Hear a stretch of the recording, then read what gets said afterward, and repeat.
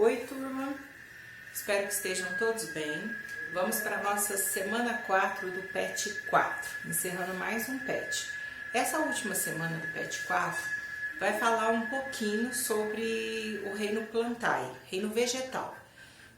São só algumas características que nós vamos citar e depois no PET 5 é que cada grupo vegetal vai ser detalhado. Então nós vamos só falar um geral aqui e resolver os exercícios, tá bom? Aqui nós temos, reino Plantae ou Metaphyta, que é o reino vegetal, mesma coisa.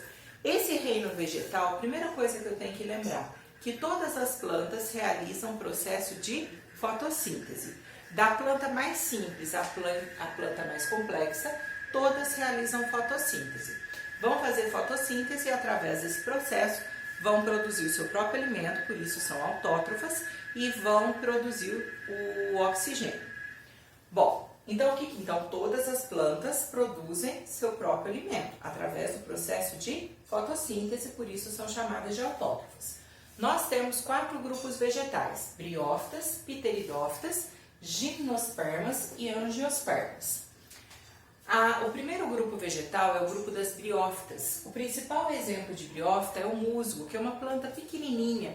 É uma planta que fica onde tem umidade. São plantas de ambiente terrestre úmido. Então, geralmente, calçada ao redor de casa, muro, costuma aparecer o musgo. Não pode confundir com lodo. O lodo é fungo. O musgo, ele parece um veludinho. Tapetinho verde ali que você pisa parece um veludinho. Ele é extremamente pequeno. Então, aqui nós temos plantas de pequeno porte. São plantas que têm que viver onde tem água em ambiente úmido, porque elas precisam de água para fecundação. Ou seja, quem vai transportar o gameta masculino, que nós chamamos de anterozoide, até o gameta feminino, que nós chamamos de oosfera, vão ser as gotinhas de água. Se essa planta ficar em ambiente seco, ela não vai reproduzir. Um outro detalhe, quando nós falamos das briófitas, são plantas de pequeno porte. Então, como elas são muito pequenas, elas não precisam de nada para realizar o transporte de seiva, de açúcar, de água dentro dela.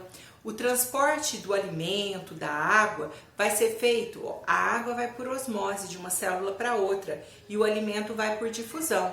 Então, todo o transporte de seiva, que vai ser seiva elaborada, é o açúcar, o alimento, seiva bruta, água e sais minerais. Então, todo o transporte de seiva que vai ser realizado dentro das briófitas é um transporte que vai acontecer de uma célula para outra, porque como ela é muito pequena, esse transporte é rápido, né?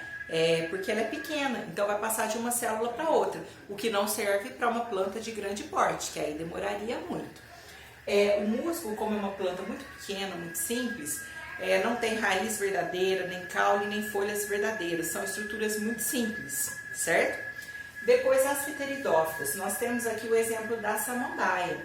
A samambaia, que a gente pega uma samambaia assim, pequena, perto de um musgo, é considerada uma planta de grande porte. Só que de grande porte e vive em ambiente terrestre úmido também. As pteridófitas, elas também vão precisar de água para realizar a fecundação. Vão ser as gotinhas de água que vão transportar o gameta masculino até o gameta feminino também. Então, elas dependem da água para fecundação. Só que aqui, como já é uma planta de porte elevado, ela apresenta raiz, caule, folha verdadeiros. Nesse caso aqui, como é uma planta de grande porte, ela já não vai fazer o transporte de uma célula para outra, o transporte de seiva. Porque se a raiz absorve a água até chegar na pontinha da folha, a planta já morreu. Então, ela precisa de estruturas para realizar esse transporte de seiva. Essas estruturas nós chamamos de vasos condutores. Então, ela tem um vaso condutor que vai transportar a água da raiz para a folha e um vaso condutor que vai transportar o alimento, o açúcar, da folha onde foi produzido até a raiz. Tanto é que aqui, gente, o musgo vai ser chamado de avascular. Quer dizer, vem de não, vascular, vaso condutor. Não tem vaso condutor. O transporte, como eu disse, é de uma célula para outra. Já a samambaia vai ser uma planta vascular. Vascular quer dizer que ela tem vaso condutor. Ela tem vaso condutor, um para transportar água, um para transportar alimento. A gimnosperma nós temos o exemplo do pinheiro. Nesse caso do pinheiro, já é uma planta terrestre, que não precisa de umidade, não vai precisar de água para acontecer a fecundação. Nessa planta já vai começar a acontecer o processo de polinização, mas aqui a polinização ela vai acontecer por ação do vento. Então o grão de pólen vai ser transportado do vento da parte masculina para a parte feminina da planta.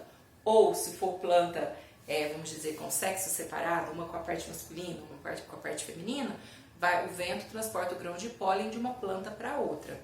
Aqui, gente, olha, o gameta aqui vai mudar de nome, vai ser chamado de núcleo espermático, o gameta masculino, já não é mais anterozoide, como nas duas primeiras, e a oosfera continua sendo o gameta feminino. Essas plantas têm grande porte, têm raiz, têm caule, têm folha, tem algumas estruturas modificadas, que são aquelas pinhas que a gente usa para enfeitar no Natal, que é a parte feminina da planta. E a gimnosperma, ela produz semente. Pteridófita não produz, a samambaia não dá semente. Aquele pontinho escuro atrás não é semente. Está relacionado com a reprodução. Então, o pinheiro já dá uma semente comestível que nós chamamos de pinhão. E a angiosperma eu coloquei como exemplo a laranjeira. É qualquer planta que produza fruto. O fruto que a planta produz não é necessariamente alimento da espécie humana. Pode ser alimento de insetos, de pássaros, mas toda planta que produz fruto vai entrar nesse grupo das angiospermas. São plantas também de ambiente terrestre, não vai precisar de água para fecundação também. O gameta masculino aqui é o núcleo espermático e aqui elas vão realizar o processo de polinização. Não só pelo vento, insetos, pássaros, morcegos, a água vão realizar a polinização também, tá bom? Então aqui vai acontecer, principalmente por insetos e pássaros é o que mais acontece aqui de polinização. Essas plantas, além de produzir a semente, ela vai produzir também o fruto. Ela tem raiz, caule, folhas verdadeiras e ela tem a parte masculina, tem a parte feminina, vai formar uma flor verdadeira. A parte masculina e feminina vai ser encontrada nessa flor e além disso ela vai apresentar também fruto e semente. A gimnosperma, como é uma planta de grande porte, nós vamos falar que ela é vascular. E as angiospermas, a laranjeira também vai ser vascular. Toda planta de grande porte, o pinheiro, grande porte vascular, samambaia vai ser vascular, laranjeira vascular. Plantas de grande porte têm os vasos condutores para realizar o transporte das seivas, tá? Seiva elaborada, que é o alimento, o açúcar, e a seiva bruta, que são aí água e sais minerais. Bom, então vamos lá, ó. Questão número 1 da apostila. Depois, como eu disse para vocês, nós vamos detalhar cada grupo, tudo certinho, no PET 5, né? Cada semana do PET 5 nós vamos detalhar um grupo vegetal. Então, número 1. De modo geral, nos vegetais, a transição da vida aquática para a vida terrestre foi acompanhada pelo aparecimento de... Aqui, tubo polínico, ele só vai surgir quando começar a acontecer a polinização. Essa daqui é de ambiente terrestre, terrestre úmido. Aqui é terrestre úmido também. Então, a transição não foi a partir do tubo polínico. Mecanismos que facilitaram a polinização. Não, porque aí aqui acontece polinização, aqui acontece polinização também. Sistema radicular bem desenvolvido. Raiz bem desenvolvida, essa tem bem desenvolvida, essas três aqui tem raiz bem desenvolvida, aqui é uma falsa raiz. Sistema vascular, vasos condutores bem desenvolvidos, é a partir daqui. Então, todas essas plantas são de ambiente terrestre. E o que elas têm? Elas têm um tecido epidérmico. Esse tecido epidérmico que elas têm, a epiderme vegetal, que vai revestir toda a planta, vai proteger a planta da desidratação. Então, a resposta correta é a letra E. Número 2. Todas as estruturas abaixo são indispensáveis para a sobrevivência dos vegetais no meio terrestre, exceto... para sobreviver no ambiente terrestre? Raízes com pelos absorventes, sim. Pelo absorvente, a raiz tem o pelo absorvente, o próprio nome já fala. Pelo absorvente vai absorver o quê? A água, junto com a água, os sais minerais. Nós estamos procurando exceto. Em todas as plantas, né?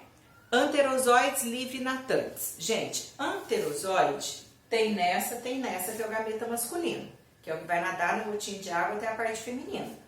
Agora, esse daqui eu já falei que chama núcleo espermático e aqui é núcleo espermático. Já não precisa mais da água para fecundação. Então, como eu estou procurando a errada, essa é a alternativa, letra B. Ó. Todas as estruturas são indispensáveis para a sobrevivência no ambiente terrestre. Essa daqui não tem um anterozoide, sobrevive no ambiente terrestre. Essa também sobrevive sem anterozoide. Então, essa é a incorreta. Tecido vascular, para sobreviver no ambiente terrestre, vai precisar tecido vascular, que são os vasos condutores, a epiderme com estômatos, o estômato permite a transpiração vegetal, e a epiderme com cutícula, essa epiderme com cutícula protege da desidratação, tá bom? Então, anterozoide, porque não são todos os grupos vegetais que têm o anterozoide. Assinale um outro detalhe. O ambiente terrestre sem ser úmido são essas duas aqui. Ó, são vasculares, tem a cutícula para proteger, né, a epiderme com a cutícula, só que elas não têm anterozoide. Essas aqui são de ambiente terrestre? Sim, são de ambiente terrestre. Só que essas duas aqui, elas têm anterozoide e elas precisam de umidade para realizar a reprodução, o que não acontece nessas duas, tá? Por isso que é a letra B. Assinale a alternativa errada. A vida vegetal surgiu na água há 3 bilhões de anos. Depois vocês vão dar uma lidinha no texto que tem na apostila de vocês, tá correto? Nós estamos procurando a errada. Em sua maioria, as plantas terrestres são vasculares, tá correto, ó. Nós temos 3 grupos de plantas vasculares e só um que vai ser avascular. E o maior grupo é esse daqui ainda, né, das angiospermas, maior em biodiversidade. As pteridófitas alcançaram um grau completo a conquista do meio terrestre. Grau completo não. Eu falei que elas vivem no ambiente terrestre úmido, elas precisam de água para fecundação. Então essa está errada. As gimnospermas, historicamente mais antigas, são mais antigas do que as angiospermas, sim. Essa é a ordem de acordo com a evolução, desenvolvimento das plantas. As plantas terrestres menos diferenciadas, as mais simples, são as biófitas, também está correto. Então, a única errada é a letra C. As modificações abaixo estão diretamente relacionadas com a conquista do ambiente terrestre pelas plantas ao longo da história evolutiva, exceto, desenvolvimento do processo fotossintético. A conquista do ambiente terrestre não tem nada a ver com a fotossíntese. Se é planta, se está na água, se foi para o ambiente terrestre, planta qualquer que seja, realiza processo de fotossíntese. Então, isso daqui não é uma característica de transição do ambiente aquático para o terrestre. Como nós estamos procurando o exceto, a errada, a resposta é a letra A. O aparecimento de tecidos de sustentação e de condução, realmente, quando vai começando a acontecer a transição. A formação de raízes para fixação e absorção de água, que aqui nós temos. Surgimento de cutículas impermeáveis, surge aqui a epiderme para proteger, e depois nós temos o surgimento da cutícula na epiderme, que protege contra a desidratação. E o aparecimento dos estômatos, que são células que vão fazer a transpiração vegetal. Então, está errado a letra A. Todas as alternativas contêm adaptações evolutivas que permitiram a sobrevivência dos vegetais fora do ambiente aquático. Então, para conseguir sobreviver fora da água, epiderme impregnada de cutina, que vai formar cutícula, tá certo? Protege da desidratação. Presença de parede celular. Parede celular, todas as células vegetais têm a parede celular. E a parede celular não tem nada a ver com a transição do ambiente aquático para o terrestre. Quem está lá na água também, os vegetais, presentes na água, né? Esses vegetais também têm parede celular. Toda célula vegetal tem parede celular. Então a errada é essa, a letra B. Presença de raiz para absorver a água do solo, foi uma aquisição.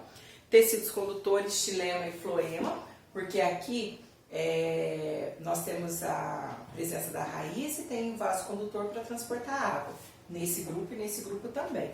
E troncos recobertos de suber, que vai acontecer aqui, que foi quando conquistou-se, né? Aqui também tem, principalmente aqui, é quando conquistou-se definitivamente o ambiente terrestre. Então, o suber é aquela casca que vai formar no caule e no tronco, que protege a planta também contra a perda de água. Então, aqui o errado, né, o exceto, é a letra B, parede celular. Qualquer planta, aquática ou não aquática ou terrestre, né? Qualquer planta tem a presença de parede celular, tá bom?